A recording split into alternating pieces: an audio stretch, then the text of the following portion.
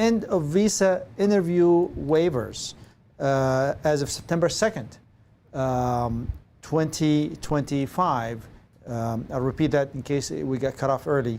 End of the visa interview waiver as of September 2nd, 2025 is the topic today.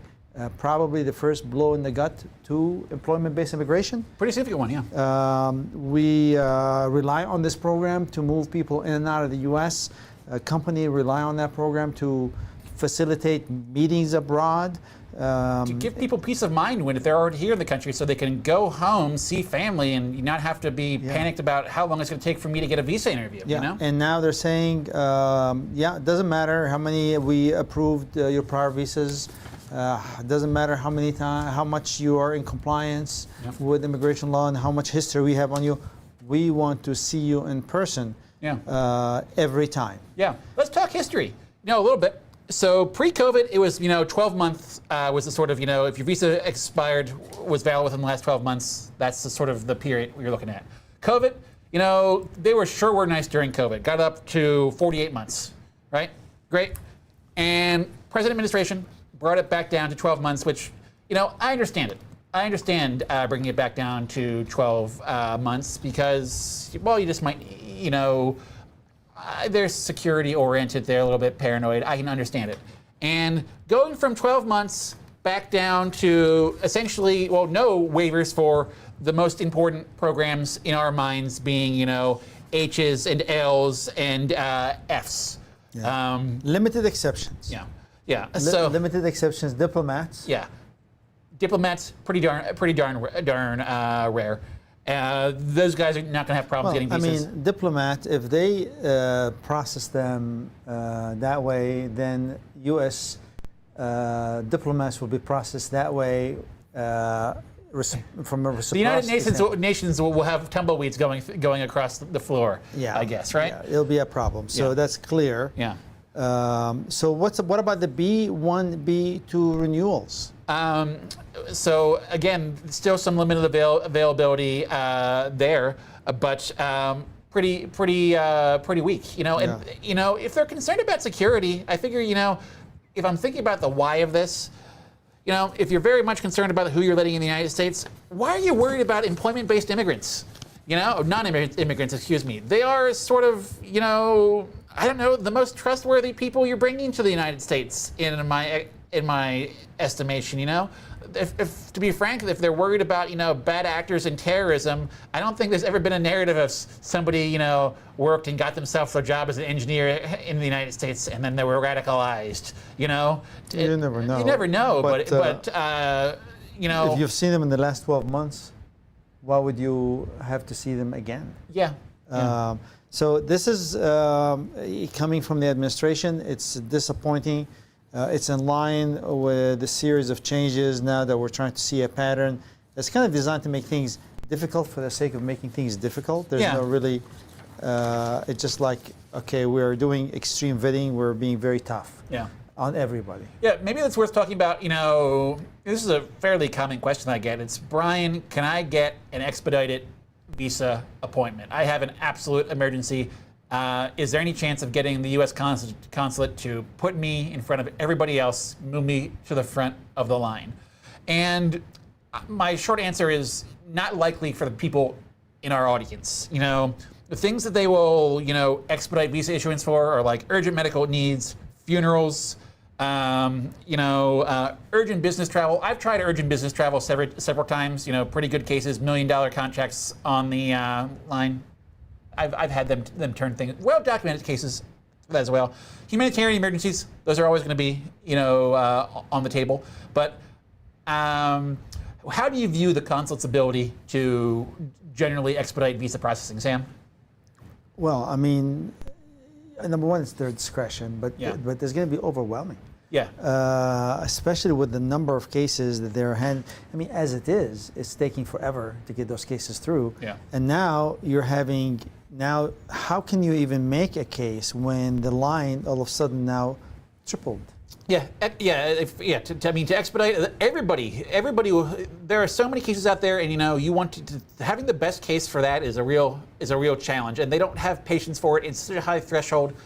That's really kind of it. So, I guess is there anything that you can do here in the United States to sort of, make your life better on that front? Yeah, like going to a wedding, family wedding now becomes not practical. Yeah.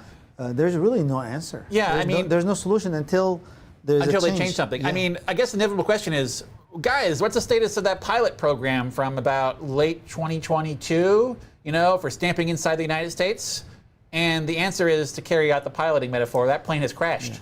Well, if you're talking India, yeah, right now the relationship with India is miserable. Yeah. Tariffs. There's tariff war right now, and that is obviously affects the mood of ability to accommodate.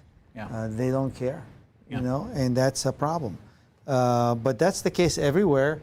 We see a little bit more leniency in Europe. We can talk. They reply to emails quickly. Things are easier, but India is going to be overwhelmed. Yeah, the consulates there are frankly some of the most populous, the most worked ones, and they're going to. I always have the greatest respect for the foreign service officers that work there, because they have an important job. First of all, they help people get to this country, and they are taking care of our national security in one way or another. Yeah. But it's just that's really kind of that. So what's the process right now if you want to get a stamp? Apply, schedule an interview on that calendar, show up when the time is right. Hopefully, don't 221 G you. Pay your fee. Yeah. And DS-160, pay the fee, get on the calendar. Yeah. And I guess, people, maybe this is something that comes up a lot, we're just thinking about ways to make it better. It's when can I schedule it? When do they make these appointments available? Because, how can I get the earliest appointment? If you go and read online, there's all sorts of allegedly services that can schedule for you. I would be concerned about those, because when you're using a U.S. government account, there's tends to be rules upon who's allowed to use them for you. But my answer, the classic answer, has always been, when it comes to getting appointments, is check once and check often. Because if something clears up on the calendar, that can be, your spot. But ultimately, it seems like it's going to deter a lot of travel for people who should be, well, why shouldn't they? Well, if you plan it in advance, though, so you plan it 5-6 months in advance, you can go in. I'm not sure how much in the future they open these appointments. Yeah. It depends on the consulate and the post. Yeah. But if you can plan it in advance and put your spot, and then you go in for the. Yeah, it's worth just thinking, maybe before we wrap up the substance of the topic, is the U.S. visa appointment wait times. For those who aren't aware, the U.S. consulate posts online wait times, as in how long it takes to get an appointment in location XYZ. I'm going to pull it up right here, the global visa wait times. And I'm going to say probably the one I hear about the most in India is Hyderabad. And let's see here. B's, F, interview required H's. Let's see how long they're saying. That's 2 months to get a interview. 5.5 months for what? 5.5 months for a new B, an interview required B. Mm-hmm. So, 2 months for an H. Yeah, 2 months for the, and the bottom line, that's going to go up, is the bottom line, because everybody's going to be in that queue. Because basically, especially in the October months. Yeah, it's going to be a lot. There's a strategy thing. If you can get an appointment in now, before you leave, before you travel, 3-4 months in advance. Yeah. Plug it in, put it in the schedule, pay your fees, put the DS1 form, and then show up. Yeah. Yeah, that's it. But yeah, I guess it's still possible. But if you're thinking in the world of enhanced vetting, increased scrutiny on H-1Bs, increased consular scrutiny on, well, is your H-1B case still good? Now, let's talk about that, Sam. Is your H-1B case still good? Historically, we would always tell people... We need to 221G that, now we have questions. Yeah, historically, we would always tell people, like maybe when I first started, this is a long time ago at this point, go to the consulate with a fresh H-1B. And that, it's conservative advice, but it's still good advice. Because if your H-1, if they have questions, it's best if they were answered freshly by USCIS versus, I'd rather have them have a lovely, fresh, complete, beautiful H-1B case that tells them everything they need to know, rather than having to go ask people questions, essentially. Yeah. So that's what we got now. So we're going to talk about questions and answers. We have immigrationquestions.us. No questions comes through that website, which is our website. Yeah. Will be unanswered either directly back to you, or we'll bring it here to this forum, and we have some live questions too. Yeah. Few questions, and we will take your questions live as well. So we're going to start with maybe one live here from Jitin. Yes. And get that answer, and then we'll jump to immigrationquestions.us, trying to get them in there as well. And if we didn't get to the immigrationquestions.us, you will get a personal email back to you answering your question from Brian. Not from me, from Brian. Occasionally from you. I appoint Brian to do that. All right. Occasionally from me if Brian is not available. Yeah. But now, when do you expect EB1 India priority date? August 22. Becoming current. Yeah. Any chances of it becoming current next month? Wait a minute. So EB1 India priority date August 2022 becoming current. I'm confused because I'm looking at the visa bulletin for September 2025. Filing dates. Let's look at filing dates. Which is the final action dates. Final action dates for. Well, Sam, I can't help but notice I'm looking at the September visa bulletin, and it is August 13th. I guess good news for Jit and Jane. EB1 India, August 2022. EB1 India is now November 2022 on. China. Sorry, I'm looking at China. I'm sorry. I'm sorry to get your hopes up there. February 15, 2022 right now, and that's September. Yeah. And the visa bulletin, the dates for filing have 15th of April, which is, they're pretty close together. April, 2 months. So the August, it doesn't look like it's going to happen very soon. Yeah, well, not before the end of this fiscal year. The bottom line is, for somebody like Jin, I'd say we don't expect much visa bulletin movement in September, of course, and it hasn't. But October is the beginning of the fiscal year. That's when you expect to see. And that's his question. Yeah. We don't know what because you got first preference current. Yeah. Right. You got the first preference, rest of the world current. Yeah. So that extra is going to be get dumped immediately on India. Yeah. Which is the most backlogged country. It may bring it up close to China. Yeah. Which is January. Yeah. So I'd say it may not be current, but it may move 4 or 5 months. Yeah, but that's a guess. We don't know. Really. My honest answer is, when you see the October visa bulletin, you'll know what's happening in October, and also you will get an idea from the dates for filing as to what they think the fiscal year holds. That's our sort of collective theory at this point. Yes. Let's see. And then let's get the question from immigrationquestions.us. Yeah. You have them posted already? I have a couple of them queued up, but also they got sort of cut off when we have to put them up here. But we'll get the question up here, and I will. This is the one. Yeah, this is the one that says laid off tech guy. Is that the one? Yeah, I think so. Do you recommend? Here we are. So here's the full question. I'm going to read it aloud here, and sorry, Sam, it's over there. Sure. Last week, my employer told me that it will lay me off by the end of August. My wife is on F1 student visa. My plan was to transfer to F2 status at the end of September while I continue to look for jobs. I recently heard that USCIS is not honoring the 60 days H-1B people get, and people are getting removal notice. Do you recommend using any of the 60 days I get, or are there concerns? FYI, my plan was to file well in advance to get the F2 receipt from USCIS before 60 days expire. So let's talk about this notice to appear and the 60-day grace period situation. So number one, we haven't seen it in this office. Correct. There's no issues there. And I think there was a news about issuing notice to appear on 60-day grace period for multiple news outlets. The scenario, but I think there could be isolated. I don't think. So the scenario is this: if you have time left on your H-1B I-94 at least 60 days, and you get laid off, the way the grace period generally works is you get 60 days where you're still considered in status even though you're not employed. Notice to appear essentially is the complaint, the beginning of removal proceedings. That's a letter that says we believe you're not in lawful status in the United States. We're putting you in removal. And the problem is those removal notices, those notice to appears, those are wrong in this scenario legally, right?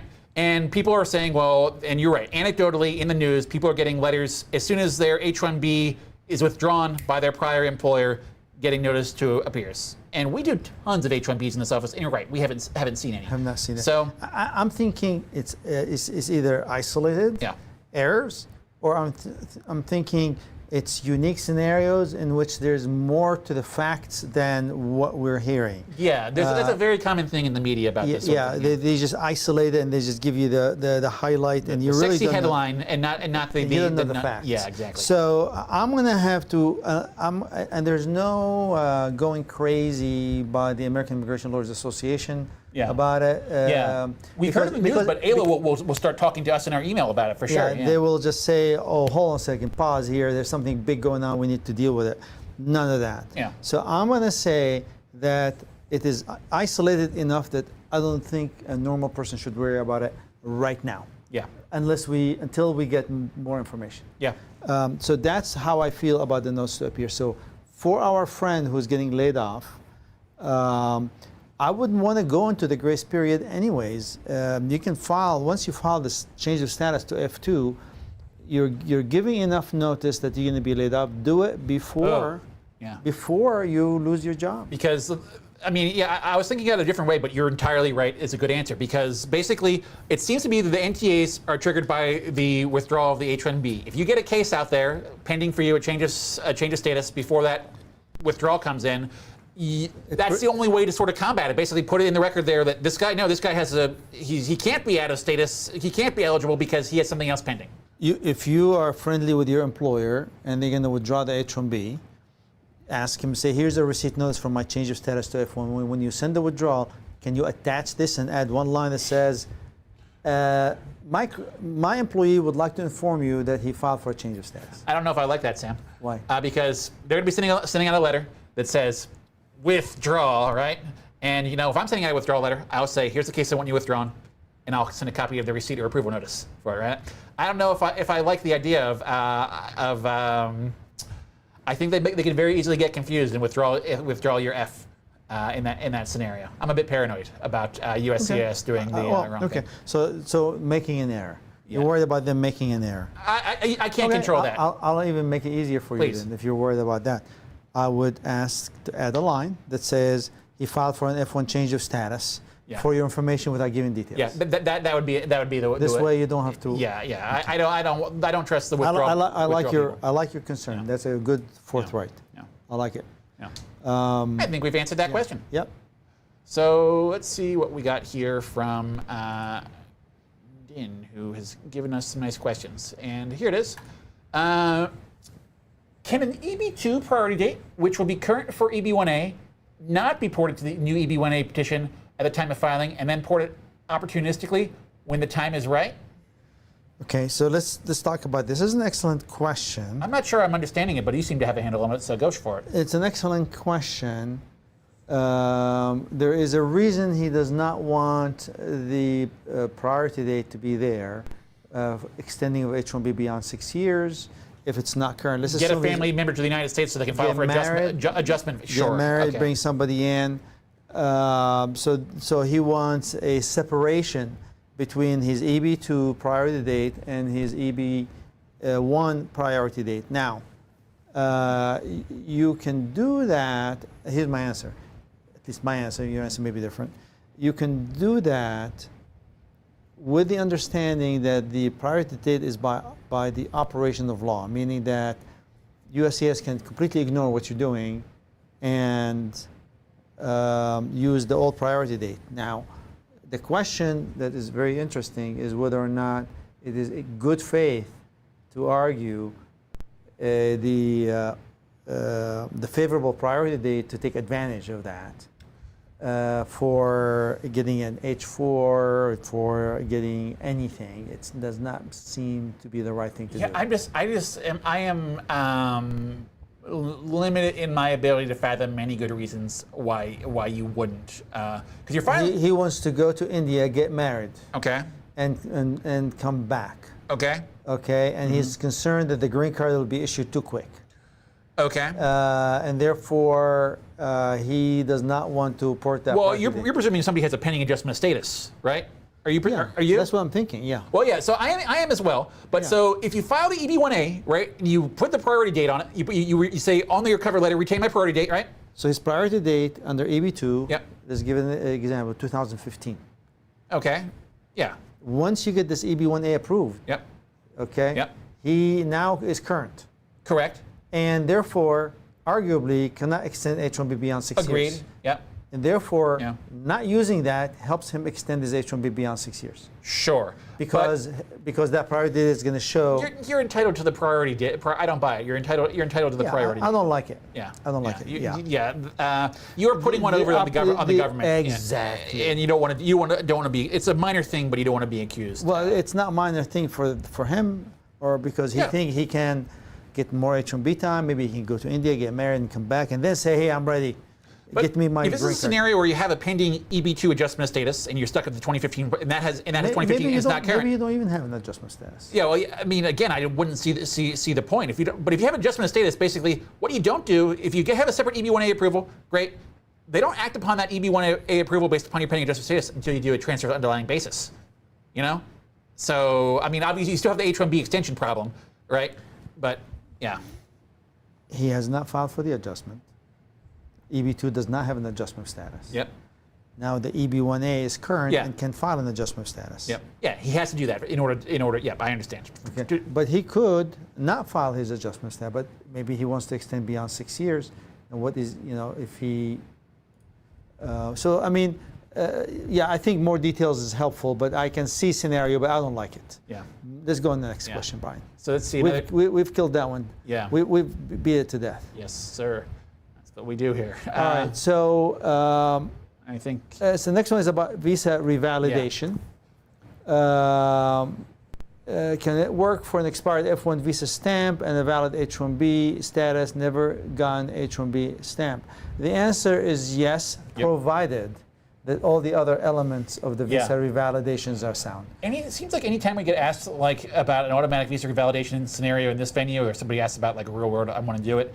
It's usually a scenario where they're not eligible. Is the bottom line. Because we interpret it very strictly and correctly. Yeah. The people at the border don't understand it and interpret it sometimes incorrectly and sometimes correctly, and it creates confusion. Yeah. But a scenario by which somebody has an I-797 on an H-1B, got a change of status on an H-1B, has an I-94 that says H-1B on it, worked on H-1B. Yeah. Now he wants to go to Mexico, for example, for 20 days, and he is not from a country that promotes terrorism on the terrorism list.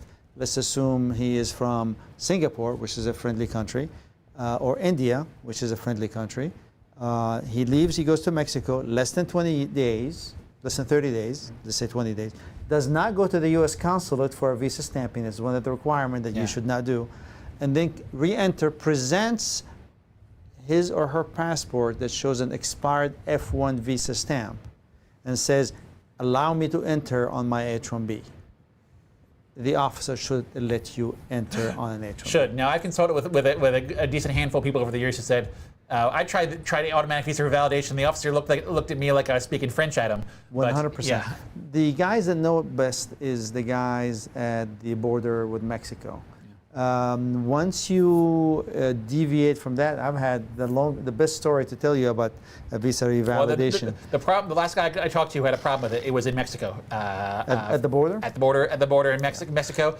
Yeah. I mean, the problem is it's a complicated legal issue, and if you don't have somebody who is experienced, they're not going to get it. They don't understand it. I had a guy in Detroit a long time ago. He landed in Detroit, and they looked at him and say, what in the hell are you doing here? And he had the letter from me with exhibits.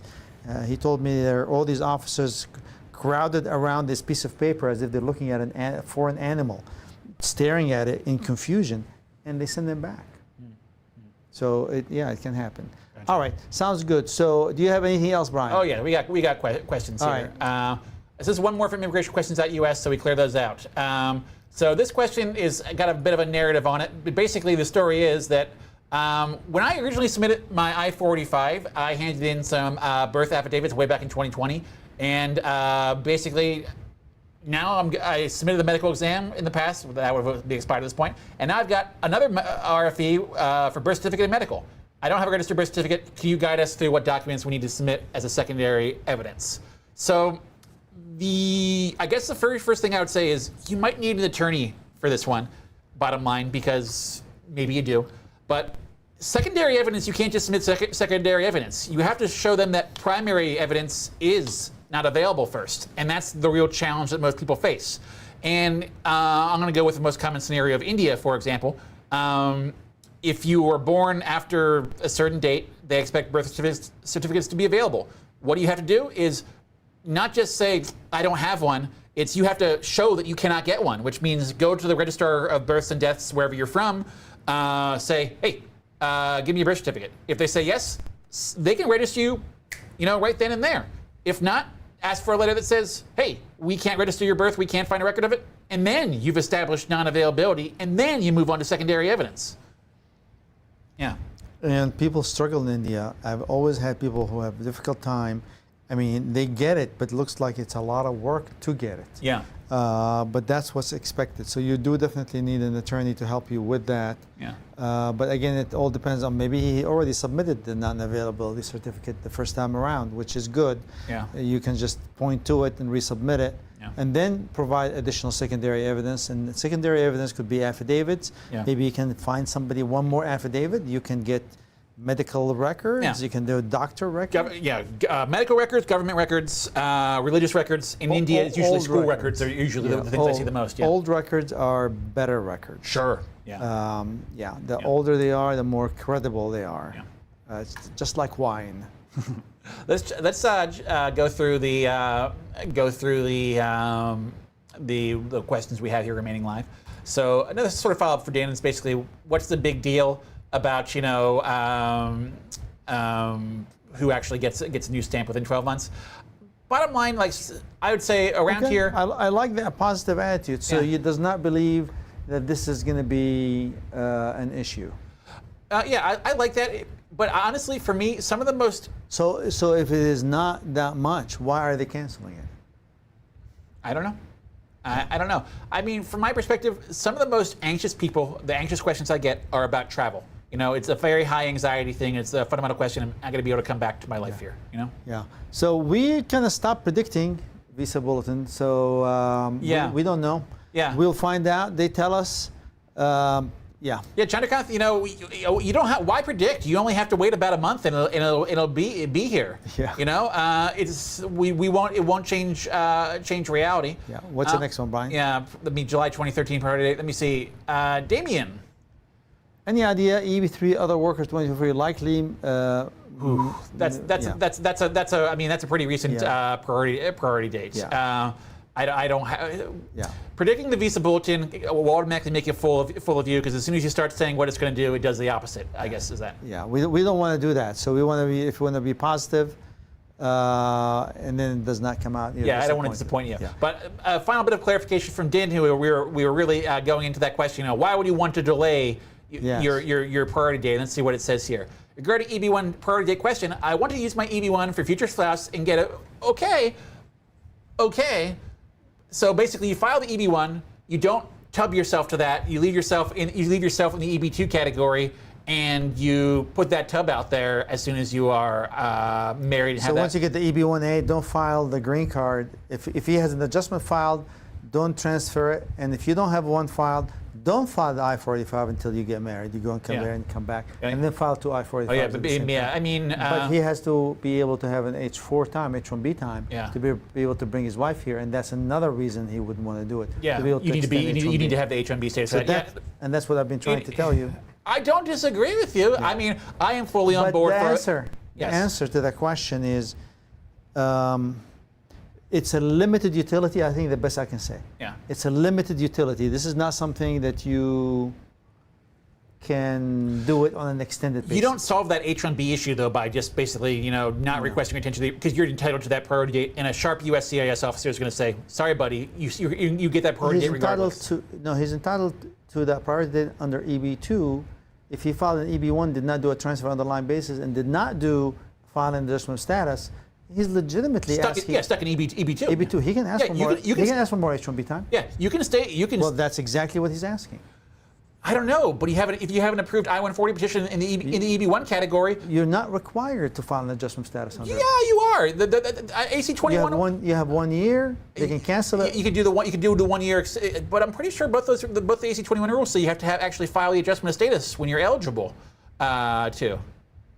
Pretty sure. He doesn't want to take it. The circumstances behind the I-140 has changed, and he's shaky about it. He doesn't want to file the I-45 yet. We will talk about that next time. Until next week or next Monday, you guys have fantastic rest of the week, but we can bring this conversation one more time next